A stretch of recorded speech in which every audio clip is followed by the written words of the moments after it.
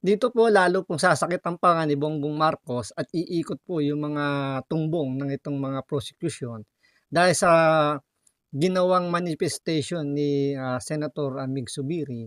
At dito po masasabi nga po natin na tama si dating Presidential Legal Counsel Salvador Panelo na dapat na pong i-dismiss itong Article 1 ng impeachment, yung kanyang confidential funds dahil hindi pa naman po talaga napapatunayan or wala pa pong final decision ng COA kung mali po ba yung paggamit po ng confidential funds si BP Sara. Gayong nasa preliminary stage pa lang po yung pagsasubmit nga po ng liquidation, eh, meron pa pong mga legal remedy pa po yung kailangang gawin. At sa mga nakaraang taon po, eh, nabigyan pa po ng mataas na ranking ang OBP na nakapag-disclose sila o nakapag-liquidate nga po sila ng maayos at yun po in-acknowledge po ng COA. Kaya parang dito lumalabas na talagang wala namang pong nakitang mali or wala pa talagang masasabing dinispalko nga ni BP Sara yung kanyang confidential funds. Kaya dito sa sinabi ni Senator Mig Subiri, eh talagang mukhang madidismiss po yung kaso nito, itong impeachment ni BP Sara dahil nga sa palagay po niya, eh wala pa po talaga napapatunayan dito yung prosecution. So ito panoorin po natin itong naging manifestation ni Senator Mig Subiri regarding nga dito sa impeachment ni Vice President Sara Duterte. Pero syempre, bago lahat, kung hindi ka pa nakafollow sa Makapili TV, baka naman po pwedeng makalambing po ng konti sa inyo. Pakipindot naman po muna yung follow button at the same time, palike and share na rin po ng video. Wala naman pong bayad yan. Kaya pindot na. So ito, panoorin po natin. Can we make, because this is a recurring theme, halos sa lahat ng mga testigo, ang sinasabi po nila at minsan mga tanong ng prosecution or defense and prosecution ay ito bang finding ng COA, hindi pa siya final. It is yet under, may motion for reconsideration, ika nga, binanggit nga kanina ng ating testigo. Can this court make representation with the COA? If possible, during the duration of this trial, so that we may be guided as judges. Can they make their finding already with finality? Eh, who knows? They may say na wala namang nangyaring kalokohan, itong article ay tapos na. Eh pag sinabi naman talaga nila ay masyadong glaring yung mga violations, then tayo bilang mga judges will also be clarified. Kung meron talagang misuse of funds. Kasi yung arbiter talaga nito is COA. Diba? Lahat ng misuse of funds ng government agencies, it is the COA that makes that determination. And So, dapat yan ipaliwanag ng maigi ni Senator Mig Subiri dun sa mga stupid na kapwa niya senador na nagsasabi nga na guilty na or merong nga misuse na ginamit na sa misuse sa paggamit nga ng funds, confidential funds. Kasi bias na eh. Nandiyan na talaga yung bias sa impeachment court. Hindi na may iwasan yan. Kahit sabihin mo doon sa minority, eh, andun na rin po yung bias nila kay BP Sara. Gayong nakikita nila, naiintindihan nila yung stand po ng COA, eh wala pa po silang binibigay na final decision regarding nga doon sa confidential funds si BP Sara.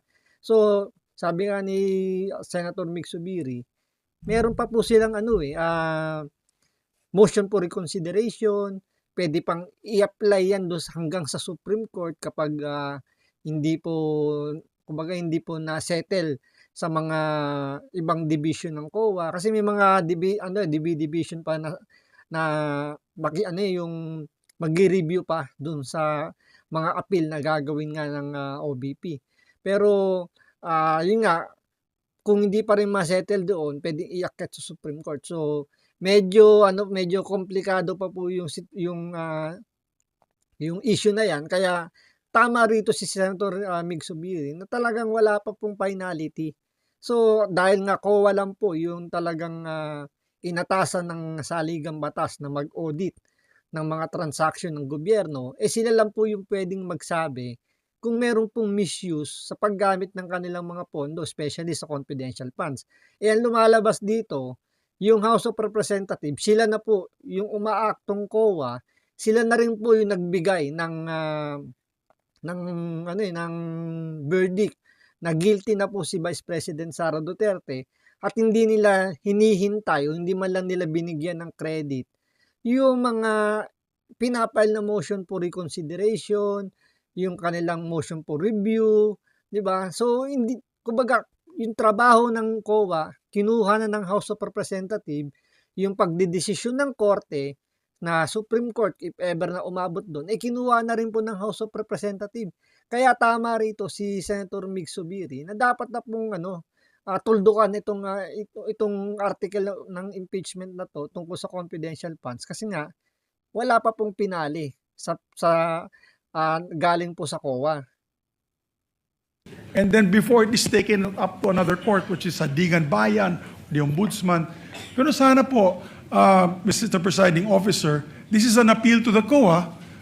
I know there is what you call a due process for the parties, but I think the filing for the motion for consideration was done a few months ago, or I think it was in 2000.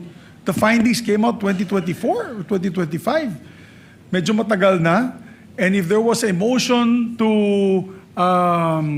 for reconsideration on the part of the Vice President, maybe it will be prudent that they already come up with a decision of finality, Mr. Presiding Officer, and copy furnish this impeachment court because it will be very important. Kasi ang sagot palagi ng testigo, may motion for consideration pa kami. Hindi pa final po yan, Your Honors.